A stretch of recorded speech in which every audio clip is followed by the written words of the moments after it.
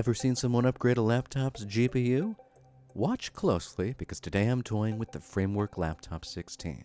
Trackpad, keyboard,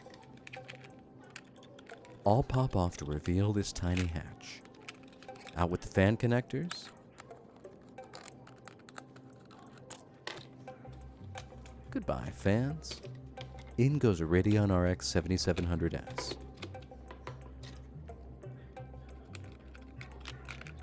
Lock it in. Hook it up.